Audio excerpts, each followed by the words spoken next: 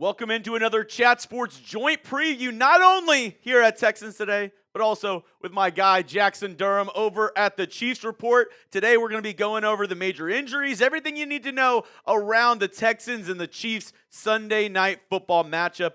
Durham, before we get going, we gotta ask the folks to predict the score at home. Absolutely. Let us know in the comments what you guys think the final score of Sunday Night Football is going to be. I'll go first, and then I'll let you get one in, Chugs.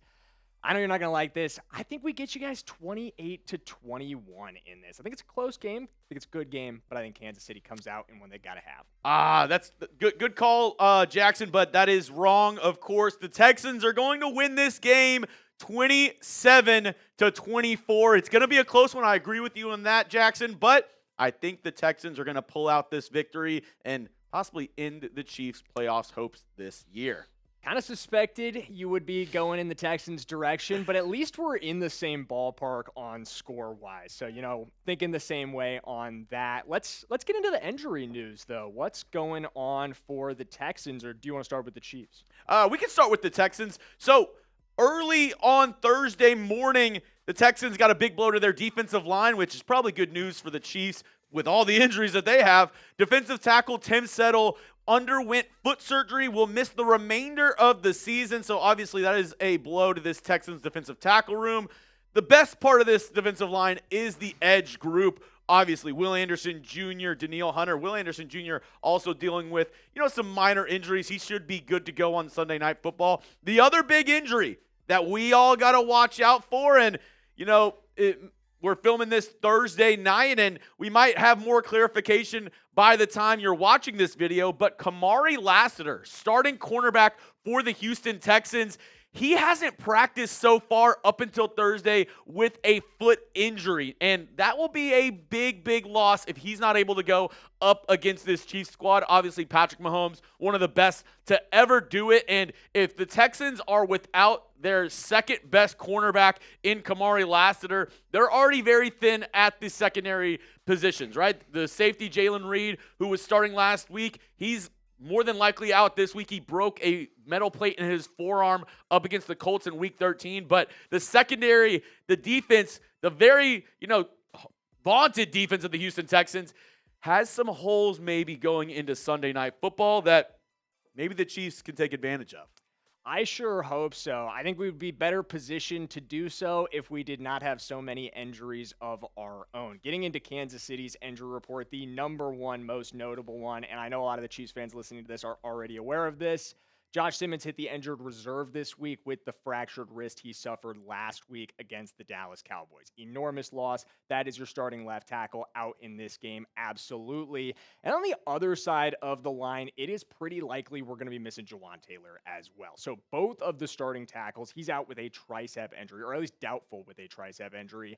And then if it couldn't get any worse, it absolutely still can. Trey Smith will almost certainly miss this game with a high and low ankle sprain. So 3 of your 5 starters along the offensive line are out of this one, or at least doubtful for this one.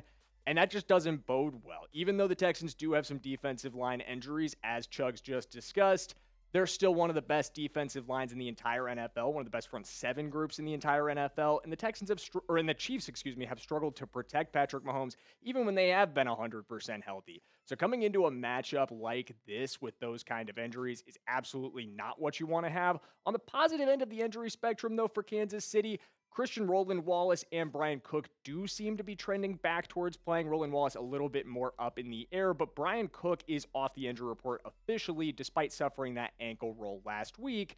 So it's a little bit of good news, but mostly it's bad news in the Chiefs injury department as 3 offensive line starters likely to miss this game. Yeah, not what you want to see if you're Kansas City and Patrick Mahomes with this offensive line, especially with this Texans defensive line. Coming up in just a moment, me and Jackson are going to give our top storyline, our top story that we're looking at for each of our teams going into Sunday Night Football. But before we do that, me and Durham, we both love ourselves some Prize Picks, and I know you will too. Today's episode is brought to you by Prize Picks. It's the holiday season, the best time of the year for sports, bowl games, basketball matchups, playoff pushes, and it's all happening at once. And while you and I, me and Durham, are out here making decisions every day, what gifts to buy, what to eat, which games to watch, there's one place where it feels good to be right. That's over at Prize Picks. New feature alert. PrizePicks now has early payouts. If your lineup gets off to a hot start, you may now have the option to cash out those winnings before the game even finishes. And if you're wondering, hey, what does a lineup even look like, Jeremy? Well, this is the lineup that I'm rolling with for Sunday night. I'm using another new feature called the Stacks feature. You can use the same player, multiple projections. That's what I'm doing with Jaden Higgins. I'm going the more on his receiving yards. I'm also going the more on his rushing/receiving touchdowns at 0.5. I'm going the less on Patrick Mahomes passing yards, which getting the shaking of the head from my guy Durham over here. And then I'm going Will Anderson Jr. With all the injuries that the Chiefs have, I think he'll get at least one sack, right?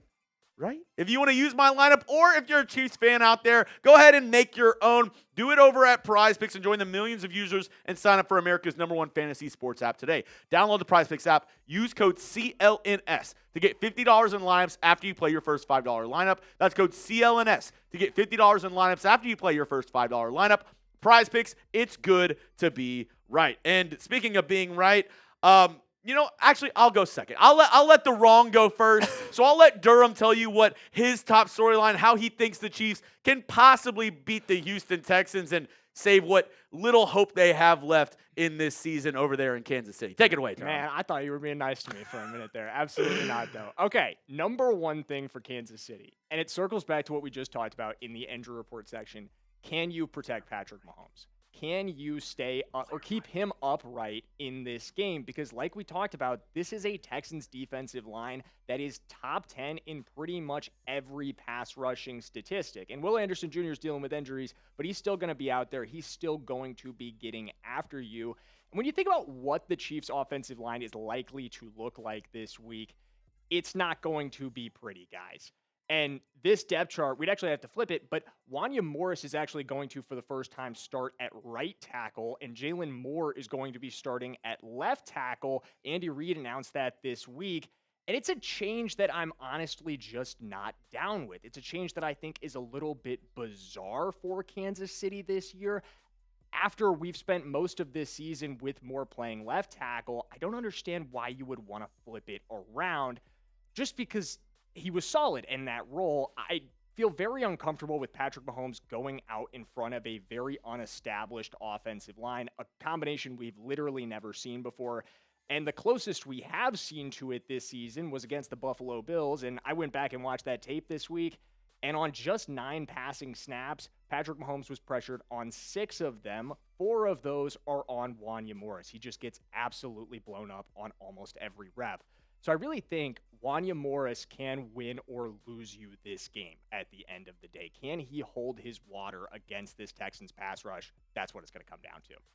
Yeah, and I really do think the battle in the trenches is going to be a huge matchup that we need to watch in this game. But for the Houston Texans, my biggest key for them is staying on the field on offense. The best way to get Patrick Mahomes and to get after him, really, and to, neutralize the maybe best quarterback of all time in the NFL is to make sure he's not on the field. Make sure he's on the sideline. So if the Texans, C.J. Stroud in his second start after missing multiple weeks due to a concussion, if they can stay on the field, they don't need 3 and outs. And even if it doesn't end in a score, even if it ends up with them, knocking the Chiefs back or punting it inside the Chiefs 20-yard line, pinning them deep, that's good for this Texans team. Because if they can keep Patrick Mahomes on the sideline, make sure he doesn't get those short fields, control the time of possession, play old school possession football, I think that plays right into the hands of this Houston Texans team. Because the defense, it's going to be rocking. They are currently number 1 in the NFL in terms of points allowed per game.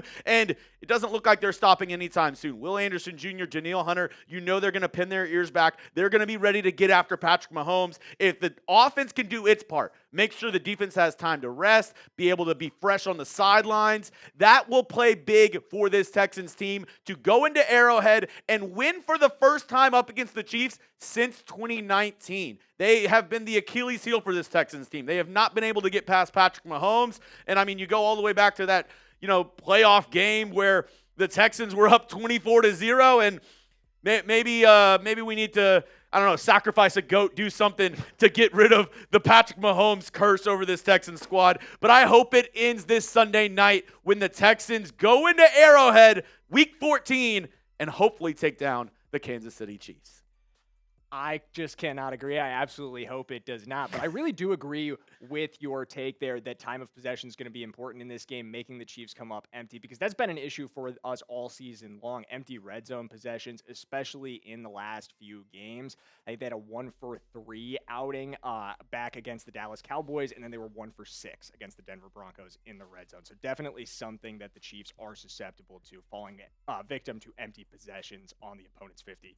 Yeah, and Durham, I know we're not going to agree a lot in this video and a lot about this game, but I do know something that we both agree on, that you should subscribe to both of our channels if you want daily content around the Texans or the Kansas City Chiefs. This is your spot to go. Texans Today, the Chiefs Report, Chat Sports, we do it right. So if you want to be up to date with everything you need to know around the Texans, around the Chiefs, well, you're in the right spot. Make sure you hit that subscribe button for daily content around both of these teams.